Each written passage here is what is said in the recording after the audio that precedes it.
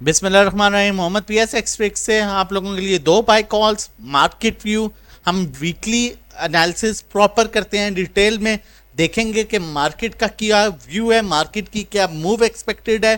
पहले हम देखेंगे फॉरेन इन्वेस्टर्स, लोकल इन्वेस्टर्स ने क्या बाइंग सेलिंग की फ्राइडे वाले दिन।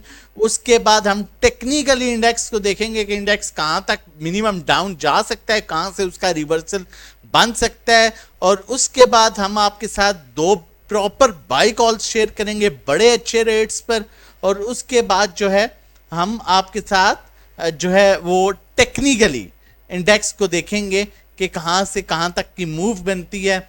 और उससे इन सब चीज़ों से पहले अगर चैनल अभी तक नहीं सब्सक्राइब किया हो तो काइंडली चैनल सब्सक्राइब कर लीजिए ताकि आने वाली वीडियो की नोटिफिकेशन आपको टाइमली मिल सके। सबसे पहले हम पोर्टफोलियो देखेंगे और जानने की कोशिश करेंगे कि इन्वेस्टर्स ने क्या बाइंग की, क्या सेलिंग की और कौन सा सेक्टर अब आगे आने वाले टाइम में अट्रैक्टिव रहेगा। अगर हम फ्राइडे की क्लोजिंग की बात करें तो बैंक्स 0.64 मिलियन डॉलर्स की बाइंग की, जो कि कंटिन्यूसली बाइंग पर हैं। इन बिटवीन उन्होंने कुछ जो है बिल्कुल एवरेज कुछ माल जो है वो बेचा भी था, लेकिन वो बिलो देन एवरेज कर सकते हैं जिस तरह से ये पिछले काफ़ी टाइम से माल को जमा किए जा रहे हैं। उसके बाद ब्रोकर्स ने भी बाइंग की, कंपनीज ने सेलिंग की 0.33 मिलियन डॉलर्स की। फॉरेन कॉर्पोरेट्स ने जो है वो सेलिंग की 1.22 मिलियन डॉलर्स की। फॉरेन इंडिविजुअल्स जो कंटिन्यूसली हैवी बाइंग के साथ हैं और इनकी बाइंग जो है वो टेक्नोलॉजी सेक्टर में बाइंग है और टेक्नोलॉजी सेक्टर का जो TRG है उसमें इनकी काफ़ी हद तक बाइंग है। और इस पर भी हम थोड़ा सा आगे चल के बात करेंगे कि क्या मूव एक्सपेक्टेड हो सकती है टेक्नोलॉजी सेक्टर में, जो जिस तरह से फॉरेन इंडिविजुअल्स बाइंग कर रहे हैं स्पेशली TRG में, तो आगे क्या मूव एक्सपेक्टेड हो सकती है उस पर भी हम आगे चल के बात करेंगे। सारी चीज़ों को देखने के बाद इंडिविजुअल्स की बात करें तो 2.07 मिलियन डॉलर्स की सेलिंग, हैवी सेलिंग कर दी। इंश्योरेंस कंपनी 0.03 मिलियन डॉलर्स की सेलिंग, एक average below than average. Mutual funds heavy selling 1.99 million dollars की सेलिंग कर दी। NBFC माल खरीद रहा है, इसने प्रीवियसली कुछ दिन पहले इसने बड़े अच्छे नंबर से माल लिया था, अभी भी यह खरीद रहे हैं या होल्डिंग पर है। अदर ऑर्गेनाइजेशन ने भी 0.18 मिलियन डॉलर्स की बाइंग कर दी। ओवरसीज पाकिस्तानी भी सेलिंग पर है, 0.51 मिलियन डॉलर्स की सेलिंग की। ओवरऑल देखा जाए तो जो हमारे इंडिविजुअल भाई हैं उन्होंने अराउंड 2.67 मिलियन डॉलर्स की सेलिंग की, जबकि फॉरेन इंडिविजुअल्स जो हैं उन्होंने 5.21 मिलियन डॉलर्स की बाइंग की और उनकी बाइंग जो है वो टेक्नोलॉजी सेक्टर में है। अब हम चल के सेक्टर्स को देख लेते हैं ताकि हमारे लिए मज़ीद आसानी हो। ऑल अदर सेक्टर्स की बात की जाए तो बैंक्स बाइंग पर हैं और उसके अलावा जो है आपका फॉरेन इन्वेस्टर बाइंग पर है। और उसके बाद अगर हम सीमेंट की बात करें तो सीमेंट में जो है वो बैंक्स की बाइंग है, सीमेंट में म्यूचुअल फंड्स की बाइंग है, सीमेंट में जो है इंश्योरेंस कंपनीज की भी बाइंग है, कंपनीज की भी बाइंग है, उसके अलावा इंडिविजुअल्स की भी बाइंग है। उसके बाद हम अगर बात करें मेन सेक्टर फर्टिलाइजर में देखें तो फर्टिलाइजर में सब माल ले रहे हैं, सारे जो इंस्टीट्यूशन हैं वो माल ले रहे हैं, सिर्फ फॉरेन इन्वेस्टर बेच रहा है। फूड एंड पर्सनल केयर में देखें तो सब माल ले रहे हैं, सिर्फ जो है वो फॉरेन इन्वेस्टर बेच रहा है। ऑयल एंड गैस एक्सप्लोरेशन में देखें तो सब माल जमा कर रहे हैं, बैंक्स ने माल लिया, ब्रोकर्स ने माल लिया, कंपनीज ने माल लिया, इंडिविजुअल्स ने माल लिया, सिर्फ इंश्योरेंस कंपनी और म्यूचुअल फंड जो है वो माल को बेच रहे हैं। और ये अब से नहीं है, ये बहुत पहले से है। मैं थोड़ा सा आपको प्रीवियस हिस्ट्री में लेके चलूं, पिछले दिनों भी मार्केट जब हमारी 40,000 के लेवल तक गई थी तो म्यूचुअल फंड्स और इंश्योरेंस कंपनी दो इंस्टीट्यूशन थे जो माल बेचे पर बेचे जा रहे थे, और कंपनीज और बैंक्स थे जो माल लिए पर लिए जा रहे थे। और फिर एक ऐसा टाइम आया, अगर बैंक्स और कंपनीज वहां पर माल ना जमा करते तो इंडेक्स जो है वो 35-36,000 तक जा सकता था। फिर उसके बाद कुछ अच्छी न्यूज़ सर्कुलेट होना शुरू हुई, फिर हमने देखा म्यूचुअल फंड्स ने और इंश्योरेंस कंपनीज ने 43,000 के लेवल पर आके बाइंग करना शुरू कर दी, बैंक से माल लेना शुरू कर दिया, बैंक ने प्रॉफिट टेकिंग करना शुरू कर दी। अब जब अगस्त फर्स्ट वीक में IMF से रिलेटेड न्यूज़ आना शुरू हुई थी, बताना आपको इसलिए लाजमी है कि आपको चीज़ें क्लियर हों, आपकी ग्रिप मार्केट में बेहतरीन हो, आपको पता हो कि किस टाइम पर किस जगह पर मैंने क्या बाय करना है, किस सेक्टर में बाइंग करनी है और कौन मार्केट में किस तरह से खेल रहा है, तो लिहाजा ये चीजें पता होना लाजमी है। अब जब फर्स्ट वीक की हम बात करें इंडेक्स में जो है अगस्त फर्स्ट वीक की बात करें तो इंडेक्स जो है वो 39,500 के लेवल तक जो है वो गया था, मतलब अगस्त स्टार्ट में, और वहां पर फिर जो है वो एग्रेसिव बाइंग होना शुरू हो गई थी। और वहां पर बाइंग जब आईएमएफ की न्यूज आई तो वहां पर सारे इंस्टीट्यूशन ने माल जमा करना शुरू कर दिया। अब बैंक्स जो है वो 42,000 के लेवल से और कंपनीज जो है वो माल जमा कर रही थी 39,500 के लेवल तक, उन्होंने माल को अच्छा खासा जमा किया हुआ था। अब इंश्योरेंस कंपनी और म्यूचुअल फंड्स ने वहां पर माल किसके पास था, बाकी सब तो पैनिक सिचुएशन में थे। और हम कंटिन्यूसली अभी भी आपको बता रहा हूं, हम मेरे ग्रुप मेंबर्स विटनेस हैं, हम तब माल जमा कर रहे थे और हमें सिर्फ एक ये एज हासिल था कि बैंक्स जो है वो आपका सबसे बड़ा इंस्टीट्यूशन है, वो स्टॉक मार्केट की बैकबोन है। जब एक बड़ा इंस्टीट्यूशन ठीक है माल जमा कर रहा हो और वो कॉन्फिडेंस से माल जमा कर रहा हो तो आपको अच्छे लेवल्स मिलते हैं। एक यही हमें एज हासिल था और उस पर हमने अपने ग्रुप में भी माल जमा किया।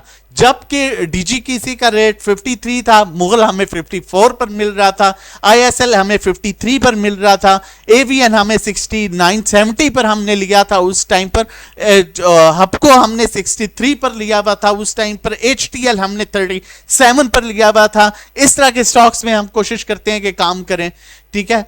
तो वहां पर हमने माल को जमा किया सिर्फ इस वजह से कि बैंक्स बड़ा। अब भी सेम वही सिचुएशन हो रही है कि बैंक माल जमा किए जा रहा है, बैंक कभी भी नुकसान में माल को नहीं बेचेगा। ये एक पॉइंट अपने जो है माइंड में रख लें और इस चीज को माइंड में रखें। और म्यूचुअल फंड इंश्योरेंस कंपनी वो तब भी यही काम कर रही थी जो अभी कर रही है। अब मुझे तो लगता है म्यूचुअल फंड और इंश्योरेंस कंपनीज के पास पैसा जो है ये अपना नहीं होता, ये मुझे, और उस टाइम भी मैं कहता था हैरत से कि ये कैसे इंस्टीट्यूशंस हैं, ये कैसे बंदे हैं, ठीक है, ये कैसे फंड मैनेजर हैं जो 43,000 पर माल लेना शुरू कर देते हैं और जो है वो 41,000 पर बेचना शुरू कर देते हैं। तो आखिर ये पैसा है किसका, समझिएगा, बात में काफी गहराई है।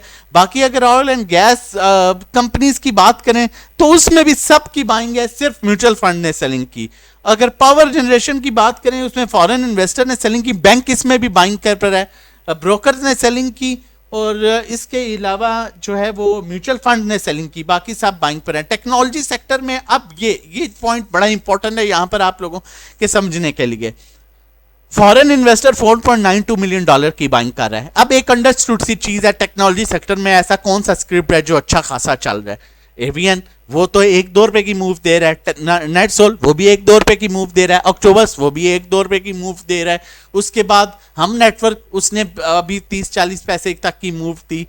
उसके बाद टेक्नोलॉजी सिस्टम वो भी वहीं पर रुका हुआ है, 2-3 की मूव दे रहा है। तो मूव कौन सा स्टॉक दे रहा है, टीआरजी। अब टीआरजी को ये जमा कर रहे हैं, अब जब ये टीआरजी को जमा कर रहे हैं तो फिर टीआरजी को जब फॉरेन इन्वेस्टर्स जमा कर रहा है, फॉरेन इन्वेस्टर्स के फॉरेन इन्वेस्टर्स में आपके फॉरेन इंडिविजुअल्स भी आते हैं, ठीक है। अब जब वो जमा कर रहा है तो आपको लगता है जो बड़े इंस्टीट्यूशन जो मगरमच्छ बैठे हुए हैं वो इनसे माल लेंगे इन रेट्स पर और फिर देंगे। अब भी ये खुद ही माल जमा किए जा रहे हैं। जब पैनिक सिचुएशन आएगी और इनसे आगे माल नहीं लिया जाएगा तो ये स्टॉक अच्छा खासा गिरना शुरू होगा। लिहाजा यहां पर ये मत देखिएगा, वो लेवल और था जब टीआरजी को 94 पर ले लिया, 5 पर ले लिया, 6 पर ले लिया, बेच दिया। कोशिश करें बेचें, निकलें इसमें से, ये मत देखिएगा। अब ये आपको अट्रैक्शन शो कर रहे हैं जिस तरह नेटसोल में प्लेयर्स ने किया था कि जाता गया और फिर 250 से 300 पर आया और उसके बाद वो खुद निकल गए। अब ये यहां से आगे पिनाना शुरू करेंगे और अच्छा खासा पिनाना शुरू करेंगे क्योंकि अब सबको लग रहा है कि टीआरजी शायद वापस 150 आए। तो ऐसा नहीं है, शायद 2-4 रुपए ऊपर जाए उसके बाद ये बड़ा बुरे तरीके से नहीं। जब उनसे माल, आपको लगता है कि बैंक यहां से टीआरजी खरीदेगा, म्यूचुअल फंड इनसे इस रेट में टीआरजी खरीदेगा कि इंश्योरेंस कंपनी से रेट में टीआरजी खरीदेंगी? नहीं खरीदेंगी। जब नहीं खरीदेंगी तो टेक्नोलॉजी सेक्टर में फिर माइट भी मजीद प्रेशर आए और स्पेशली टीआरजी में। तो इसलिए बहुत एहतियात कीजिए।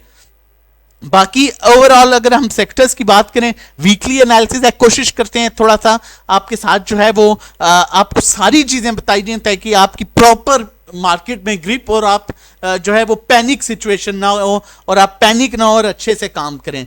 मजीद भी अगर आप हमारा प्रीमियम ग्रुप ज्वाइन करना चाहते हैं उसकी डिटेल्स मैं आपको शेयर कर दूंगा, जिसमें हम डेली बेसिस पे सेल बाय कॉल देखते हैं। अगर हम आप बैंक का पोर्टफोलियो देखें तो बैंक्स जो है वो उन्होंने देखें उसने सब में बाइंग की है, एक उन्होंने सेलिंग की है सिर्फ टेक्सटाइल में और वो भी ना होने के बराबर 0.01 में, एक उन्होंने सेलिंग किया कमर्शियल बैंक में। तो बैंक बेवकूफ है जो इधर माल जमा कर रहा है। मैंने अभी आपको एक बड़ी डिटेल से चीज बताई है। उसके बाद हम ब्रोकर्स को देखें तो ब्रोकर्स ने भी ऑलमोस्ट माल जमा किया है। कंपनीज को देखें उसने सिर्फ ऑल अदर सेक्टर में बहुत माइनर सेलिंग $0.03 मिलियन। उसके बाद टेक्नोलॉजी सेक्टर में उन्होंने सेलिंग की और ये इन्होंने बड़े अच्छे रेट्स पर सेलिंग की होगी। डेफिनेटली अगर इतनी सेलिंग हुई है तो इतनी सेलिंग जो है इन्होंने देखें, जब फॉरेन इन्वेस्टर माल लेता है तो कोई बेचता है तो वो लेता है ना। टीआरटी को किसी ने बेचा है तो उन्होंने लिया है। तो कंपनीज जो कि एक बड़े अच्छे मोमेंटम के साथ चल रही हैं उन्होंने उनको वो फिर पकड़ा दिया। ठीक है, तो बाकी इंडिविजुअल्स ने अच्छा खासा पहनाया है माल फॉरेन इन्वेस्टर्स को। और मुझे पहली दफा बहुत खुशी हुई है कि इंडिविजुअल ने यहां पर बड़ी समझदारी की है कि उन्होंने माल बेचा और वो फॉरेन इन्वेस्टर्स लेके बैठ गए हैं। अब फॉरेन इन्वेस्टर से कौन लेगा? या तो इंडिविजुअल्स को ये अट्रैक्शन करेंगे, शो करेंगे कि माल ऊपर जा रहा है, वो लेंगे, इंस्टीट्यूशन नहीं लेगा। तो इधर सेफ, बिल्कुल सेफ टीआरजी में हो जाए। बाकी इंश्योरेंस कंपनीज का भी इसी तरह। अब टेक्निकली हम चल के देखते हैं कि इंडेक्स की जो है वो क्या सपोर्ट है और कहां पर जो है इंडेक्स मूव कर सकता है। ये देखेंगे, मैंने आपके साथ चैनल नहीं सब्सक्राइब किया तो काइंडली चैनल सब्सक्राइब कर लीजिए ताकि आने वाली नोटिफिकेशन आपको टाइमली मिल सके।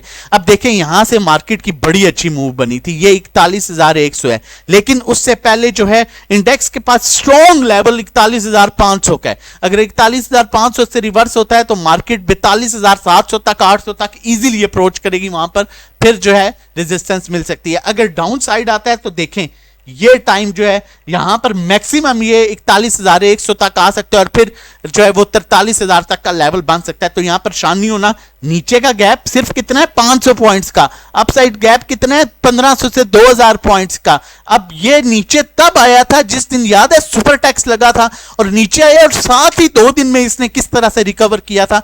ये एक्सट्रीम अच्छे रेट्स मिले थे उस टाइम पर और ये अगस्त से लास्ट वीक था जुलाई का और जिसको हमने यहां पर एक्यूमुलेशन की थी और अगस्त के फर्स्ट वीक में वो हमने निकालना शुरू किया था।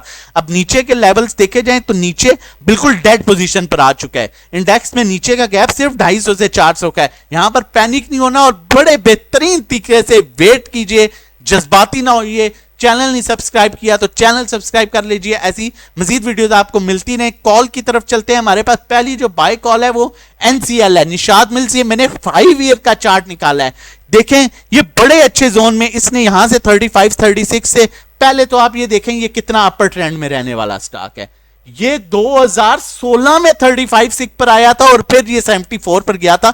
उससे पहले ये, उससे के बाद ये ऊपर ही रहा और ये एक कोरोना का पीक टाइम था जिसके ऊपर जो है ये नीचे आया था अराउंड 28-29 पर और जैसे ही इस टाइम मार्केट भी 27-28 हजार पर आ गई थी। जैसे ही वो टाइम खत्म हुआ इसने दोबारा अप्रोच किया 56 को। अभी भी अगर देखें तो ये बड़े अच्छे लेवल्स पर आ चुका है और मोमेंटम देखें इसका अपसाइड।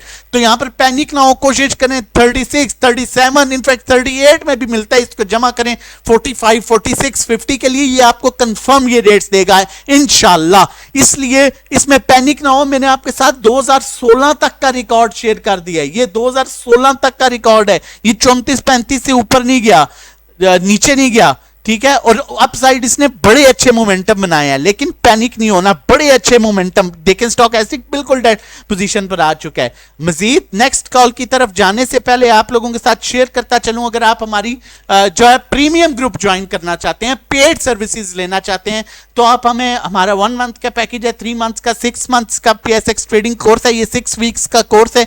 इंफॉर्मेशन के लिए आप व्हाट्सएप कर सकते हैं। 1-to-1 sell buy call individuals services, इसमें हम आपको इंडिविजुअल इंडिविजुअल 1-to-1 आपके पोर्टफोलियो के मुताबिक बाय सेल कॉल देते हैं कि किस स्टॉक को बाय करें, किसको एवरेज करें, किसको शिफ्ट करें, किस में कहां से किस तरह से खेलना है। इन सिंपल ड्राइविंग सीट पर आप होंगे, हम आपको डायरेक्शन दे रहे होंगे कि आप कैसे कैसे खेलें। उसकी मंथली फीस 3500 है। पर्सनल अकाउंट मैनेजमेंट, अगर आपकी इक्विटी 1 मिलियन से अबव है तो आप ये सर्विसेज ले सकते हैं। इसमें हम आपको काम करा रहे होंगे, जो भी प्रॉफिट होगा उसका 20% आप हमें पे कर देंगे। ये सारी कॉल्स आपको दी जाती हैं डेली बेसिस पर, जो हमारे ग्रुप में दी जाती हैं प्रीमियम में। और कॉल्स आपको as per market situation, as per sentiments, institution की बाइंग सेलिंग पोजीशन देके, ओवरसोल्ड ओवरबॉट पोजीशन देके, सेंटीमेंट्स को देखने के बाद दी जाती हैं, आपको सेफ काम कराया जाता है। उसके लिए आप हमें व्हाट्सएप कर सकते हैं 0331326002 रजिस्ट्रेशन और डिटेल्स के लिए। नेक्स्ट कॉल की तरफ चलते हैं। हमारे पास नेक्स्ट कॉल है नेशनल फूड्स। नेशनल फूड्स अपने बड़े अच्छे रेट पर आ चुका है।